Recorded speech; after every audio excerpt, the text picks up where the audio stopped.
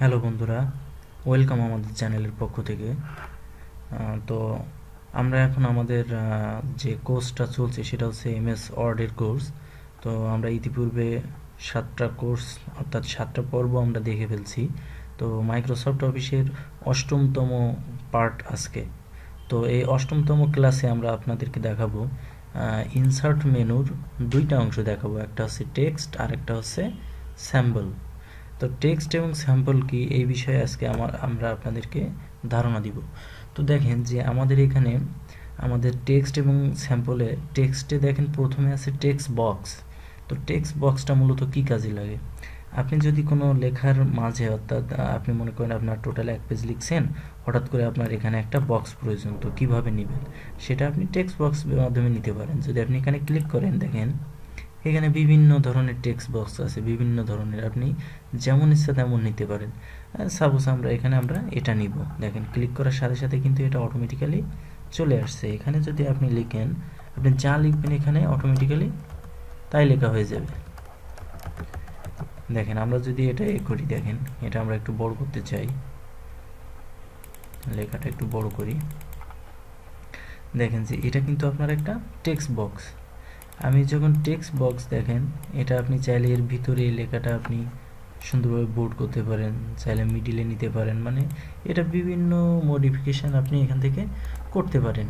তো আমাদের এই যে টেক্সট বক্স, এটা আপনি দেখেন, এটা আপনি যদি এখানে সিলেক্ট করেন, আপনি যেখানে খুশি এটা সেখানে কিন্তু মুভ করে নিতে পারবেন।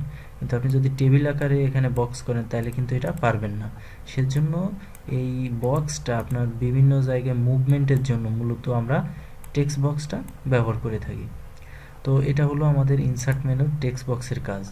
এখন দেখেন এখানে একটা অপশান আছে, আমি এটা একটু সরাই রাখি, এখানে রাখি। দেখেন এখানে একটা অপশান আছে হচ্ছে কুইক পার্টস। কুইক পার্টসটা আসলে কি? এটা আসলে আপনার মনে করেন যে আপনার কম্পিউটারে, আপনার অফিসের কম্পিউটার হোক বা বাসার কম্পিউটার হোক, আপনার অনেকগুলো ফাইল থাকতে পারে। সেই ফাইলের ভিতরে আপনার নির্দিষ্ট ফাইলটা খুঁজে বের করার জন্য মূলত এই কুইক পার্টসটা ব্যবহার করা হয়। আমি যদি এখানে ক্লিক করি, দেখেন এখানে বিভিন্ন অপশান আছে, দেখেন কুইক পার্টস। আপনি বিভিন্নভাবে এই কুইক পার্টসটা ব্যবহার করতে পারেন। দেখেন আমি যখন এই বাইরে ক্লিক করলাম, এখন যদি আমি এই কুইক পার্টসে ক্লিক করি, এখানে দেখেন ফিল্ড নামে একটা অপশান আছে। তো আমি ফিল্ডে ক্লিক করি, এখানে দেখেন এই যে বিভিন্ন জিনিস আছে। দেখেন ফিল্ডের পরে আমি যদি নিচে আসতে থাকি, দেখেন ফাইল নেম, আমি যদি এটাই ক্লিক করি এবং এখানে যদি এই যে অ্যাড টু ফাইল নেম, আমি যদি এখানে ক্লিক করে এটা ওকে দিই, দেখেন অটোমেটিক্যালি কিন্তু এখানে একটা দেখেন লোকেশন চলে আসছে। তো এই লোকেশনটা মূলত এখানে ব্যবহৃত হয় না, এই লোকেশনটা মূলত আপনার এই ফুটারে ব্যবহৃত হয়। আমি যদি ফুটারে ডাবল ক্লিক করি এখানে, এখন দেখেন মাউস পয়েন্টার কিন্তু ফুটারে আছে। এখন যদি আমি ইনসার্টে যে আমার কুইক পেটে যে আমি এখানে ফিল্ডে যাই এবং এখানে নিচে এসে যদি আমি ফাইল নেম এটা যদি অ্যাড প্যাথ করি, এখন যদি ওকে দিই, দেখেন অটোমেটিক্যালি আমার এই ফাইলটা কোন লোকেশনে আছে সেখানে আমার এটা দেখা দিচ্ছে যে আমার এটা সি ড্রাইভে আছে, ইউজারের ভিতরে এবিসি নাম হচ্ছে ইউজারের, এবিসি ইউজারের ডেস্কটপে আছে। ডেস্কটপে কি নামে আছে? নিউ মাইক্রোসফট ওয়ার্ড ডকুমেন্ট, এই নামে আমার এই ফাইলটা এই লোকেশনে আছে। তো এটা হচ্ছে আপনার খুব সহজে কোনো ফাইল খুঁজে বের করার জন্য এটা ব্যবহার করা হয়। দেখেন এখন যদি আমি কন্ট্রোল পিতে যাই, প্রিন্টের ক্ষেত্রেও কিন্তু আপনি এটা দেখতে পাবেন। দেখেন আমি যদি এটা জুম করি, দেখেন যে এটা কিন্তু এই যে নিচে কিন্তু আপনার দেখা দিচ্ছে যে সি ড্রাইভে এই ফাইলটা রাখা আছে ডেস্কটপে। তো এই জিনিসটা সহজে খুঁজে বের করার জন্য আর কি আমরা এই কুইক পার্টসটা ব্যবহার করে থাকি। এখন দেখেন এখানে একটা অপশন আছে, এটা হচ্ছে ওয়ার্ড আর্ট। অর্থাৎ আপনি যদি এখানে লেখেন যে আমি যদি এটাই লিখি, আমি যদি এই লেখাটা যদি ওয়ার্ড আর্ট করতে চাই তাহলে আমি এটা প্রথমে সিলেক্ট করে নেব, নিয়ে যদি আমি ওয়ার্ড আর্টে ক্লিক করি, দেখেন আমি যখন এটাতে সিলেক্ট করব সাথে সাথে কিন্তু লেখাটা দেখেন পাল্টে গেছে। আমি যদি এখান থেকে আরও একটা নিতে চাই, দেখেন অর্ডারটি গেলাম, আমি যদি এটা নিতে চাই, দেখেন এটা কিন্তু চেঞ্জ হয়ে গেছে। অর্থাৎ বিভিন্নভাবে আপনি বিভিন্ন ডিজাইনের মাধ্যমে এটা পরিবর্তন করতে পারবেন। তো এটা হচ্ছে আমাদের মূলত ওয়ার্ড আর্টের কাজ।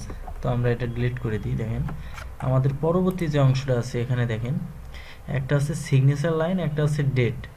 তো সিগনেচার লাইনটা মূলত আপনি এখানে আমি যদি ক্লিক করি, দেখেন এটা মূলত আপনার সিগনেচার অ্যাড করার জন্য আর কি এই অপশানটা আমরা ব্যবহার করে থাকি। তো আমি এটা স্কিপ করে যাচ্ছি, আমি আপনাদের ডেট অ্যান্ড টাইমটা দেখাই। ডেট অ্যান্ড টাইমটা হচ্ছে আপনি মনে করেন একটা ওয়ার্ড ফাইলে আপনি একটা ডেট এবং টাইম শো করাইতে চাচ্ছেন, তো সেটা কোন ফরম্যাটে হবে আপনার? এই যে যেমন আজকে তারিখ কত, আজকে নভেম্বরের 23 তারিখ, দেখেন এই নভেম্বরের 23 তারিখ আপনি কি 11টা আগে চান নাকি পরে চান, নাকি এভাবে আপনার দিন তারিখ উল্লেখ করে দেবে যে মনডে নভেম্বর 23 2020, নাকি আপনি এরকম 2020-11-23 আপনি কোনভাবে চান সেটা আপনি সিলেক্ট করে দেবেন, দিয়ে যদি ওকে দেন দেখেন অটোমেটিক্যালি কিন্তু সেই ফরম্যাটটা আপনার এখানে শো করবে। তো এভাবে আপনি এখান থেকে ডেট এবং টাইমটা সিলেক্ট করতে পারেন। আমাদের আরেকটা অংশ বাকি আছে, এটা হচ্ছে আমাদের লাস্ট অংশ আমাদের ইনসার্ট মেনুর, এটা হচ্ছে স্যাম্পল। তো স্যাম্পলে মূলত দুইটা জিনিস আছে, একটা হচ্ছে আপনার ইকুয়েশন আর একটা হচ্ছে স্যাম্পল। তো আমি যদি ইকুয়েশনে যাই, দেখেন এই অংশটা মূলত ব্যবহৃত হয় আপনার ম্যাথমেটিক্যাল টার্মের জন্য।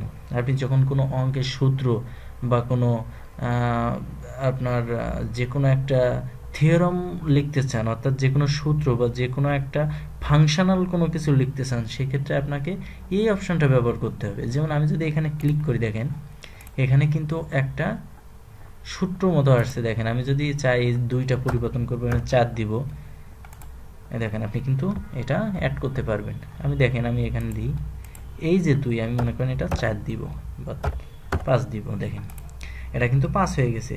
আমি চাইলে এর জায়গায় সি দিব, দেখেন এটা কিন্তু আপনি চেঞ্জ করতে পারবেন। আপনার এখানে ক্লিক করলে দেখেন একটা বক্স মতো আসছে, কিন্তু এই জিনিসটা আপনি যখন বাইরে ক্লিক করবেন বা প্রিন্ট করবেন তখন আপনার এরকম সিম্পল একটা লেখা আসবে। তো মূলত আপনার যে কোনো ম্যাথমেটিক্যাল টার্ম বা সূত্র লেখার জন্য আপনার এই অপশনটা ব্যবহার করা হয়।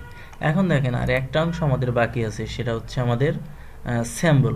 স্যাম্পলটা মূলত এমন একটা জিনিস যেগুলো আপনার যে স্যাম্পলগুলো কিবোর্ডে থাকে না, অর্থাৎ দেখেন আমি যদি ক্লিক করি আমার এই অংশটা দেখেন কিবোর্ডে কিন্তু নাই, এবং মনে করেন যে প্লাস মাইনাস, এই যে প্লাসের নিচে মাইনাস, এই জিনিসটা দেখেন আমার কিবোর্ডে নাই। এই যে টিএম, এটা দেখেন আমার কিবোর্ডে নাই।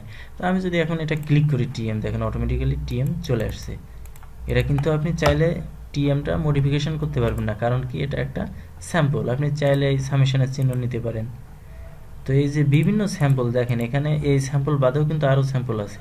আমি যদি মোর স্যাম্পলে ক্লিক করি, দেখেন এখানে অনেকগুলো জিনিস আছে যেগুলো আপনি কিবোর্ডে খুঁজে পাবেন না। দেখেন এই যে কপিরাইটের চিহ্ন, এই যে আর এর চিহ্ন, এই যে জিনিসগুলো এটা হচ্ছে আপনার স্পেশাল ক্যারেক্টার। দেখেন এখানে যদি ক্লিক করি যে স্পেশাল ক্যারেক্টার, এগুলো কিন্তু আপনার অন্য জায়গায় নাই, কি কোনো কিবোর্ডে নাই, এই কারণে আপনার এই ফাংশনে এই জিনিসটা আপনার দিয়ে রাখছে। তো এটা হচ্ছে আপনার স্যাম্পলের কাজ। তো আশা করি আপনাদের এমএস ওয়ার্ডের যে ইনসার্ট মেনু আছে এখান থেকে আমরা যা ক্লাসগুলো করাইছি, তো আশা করি এটা আপনারা বুঝতে পারছেন এবং আপনাদের ব্যবহারিক জীবনে কাজে লাগাইতে পারবেন। তো ভিডিওটি যদি ভালো লাগে অবশ্যই লাইক কমেন্ট শেয়ার করবেন এবং আমাদের চ্যানেলটি সাবস্ক্রাইব করতে ভুলবেন না। ধন্যবাদ সকলকে।